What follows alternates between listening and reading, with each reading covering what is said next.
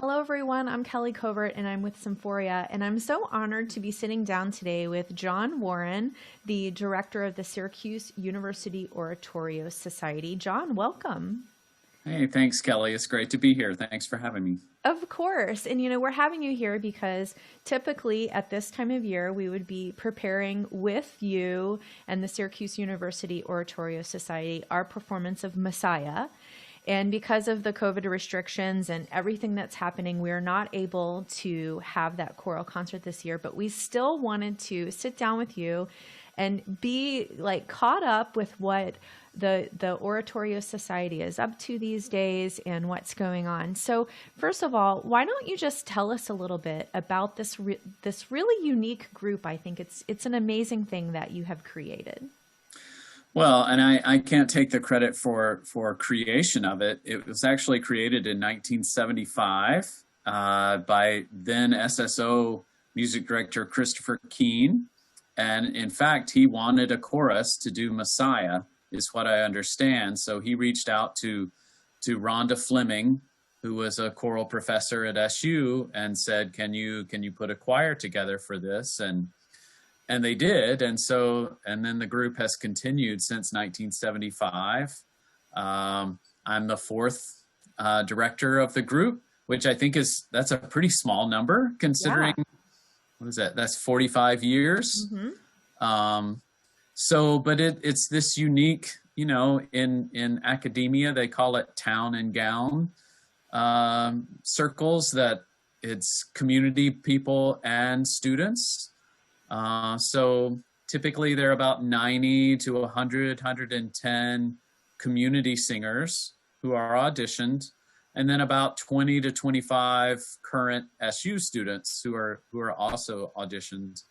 And it makes a really interesting dynamic, Sure. and some wonderful connections and relationships happen, and it's both ways, right? I think it's so healthy for a 19-year-old, music education vocal major to sit in a section with a veteran school music teacher who's been teaching elementary school for 25 years. Or, somebody that is a tax attorney but loves so much singing choral orchestral literature. So it's just a unique group. It really is. Yeah. Well, and we always love our performances with the chorus. It's so, to have that many people on stage shifts the energy for sure. And, I'm curious about the makeup of the community portion. You said you have maybe some music professionals, teachers and things like that. Is it more of that, or how does that make up? No, I would say more purely amateur singers who just love to sing.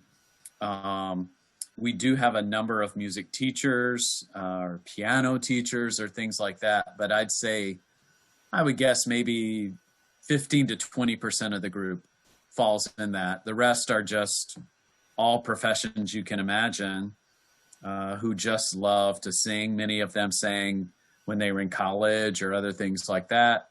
They often sing in other choruses too. Many of them sing in the Pops chorus or in their church choirs or the Syracuse chorale, or they're just very active choral singers.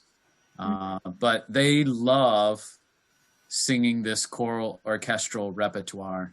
And when we've done our own concerts from time to time, of like choral octavo repertoire or chamber music, and it's always pleasant and that kind of thing, but it doesn't. They're there to sing with the orchestra. That's what they love to do. Well, and we love to have you with us whenever that gets to happen. And so our last performance that was supposed to have been with the Oratorio Society was last spring. We were planning on doing the Vaughan Williams Dona Nobis Pacem, which had to be canceled due to the pandemic. So what have the chorus, the choir, been up to since then? Because I know that you cannot meet in person. Right, Right? right. Yeah, so the short answer is very little from like a formal rehearsal and performance standpoint. we, for that performance, they were obviously very disappointed and so forth, but we met on Zoom the night that performance was supposed to happen, and we played a YouTube recording of the Vaughan Williams, and everybody sang along. And it was a good time, actually. It certainly doesn't compare to the experience of being on stage, but at least we were together, and we had learned the music really well. So they wanted to have that, final sort of catharsis experience of letting it all out, communicating it. And actually, we're going to do the same thing next Monday night with Messiah. We're going to have a Messiah sing-along. That's lovely. That's pretty much it for the community people. How about at the university? Have you been able to sing and rehearse up there? Yeah, so we have. We're how to start. So we've been very fortunate that we have Hendricks Chapel, and then we have Setner Auditorium in Krause College, both very large spaces with very high ceiling. So we've been able to, the choirs meet 30 minutes in Hendricks Chapel, and we stand 18 feet apart, and we're all in masks, but we're able to sing and rehearse together. It's very challenging. You can't hear very well, but the students have done remarkably well at being able to do some music. And then we've done some video and audio recordings in those settings. I am so thankful for them and admire their perseverance, and they've done really, really well. Like even applied lessons.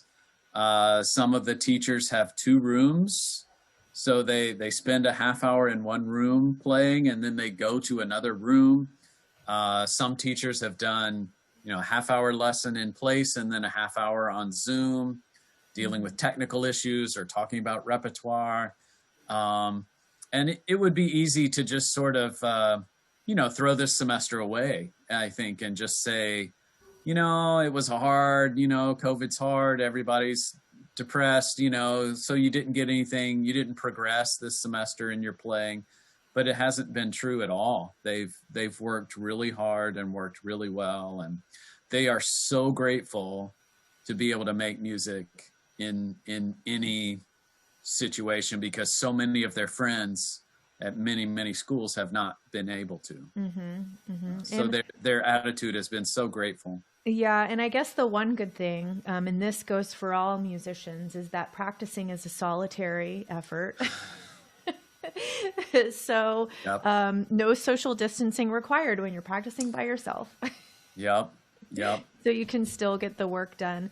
Well, so like you said, you have your Messiah sing-along coming up. We have our classical Christmas concert, in which our small orchestra will be playing the Overture to the Messiah. So we will at least have a little hint of what we normally have. But I'm curious to know, what is your favorite work or piece from the Messiah movement? Oh, I knew you were going to ask that, and I hate that question. Oh, it's because you love all of it? It's so hard. Well, it is great, and there are people that kind of poo-poo it.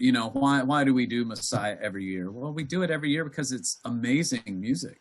It's just fantastic music, and so meaningful to so many people. If I had to pick, I think I would pick the whole last chorus, worthy is the Lamb, that goes through the amens and all that. I'd probably go there. Maybe Surely He Hath Borne Our Griefs. I think that's a really good one, much shorter one, but it's sort of like listening to a greatest hits album of whatever artist. It just you turn the page or a new track comes on your audio, right? And you're like, oh yeah. It's so lovely to have a tradition, a classical music tradition like this that we can always return to. I just want to encourage everyone who's watching to go find a great YouTube video of the Messiah and have a Messiah sing-along yourself, and play that while you're baking your holiday cookies and wrapping gifts or whatever you may be doing, and think of us, Symphoria, as well as the Syracuse University Oratorio Society, because we will be back together in 2021, and we are looking forward to that. Right, John? Oh, tremendously. We can't wait. The singers miss it so much. And thank you so much for being here, for spending time with us today. And thank you to all of you who are here with us. We hope that you have a happy holidays. Thank you. Same to everyone, and be safe.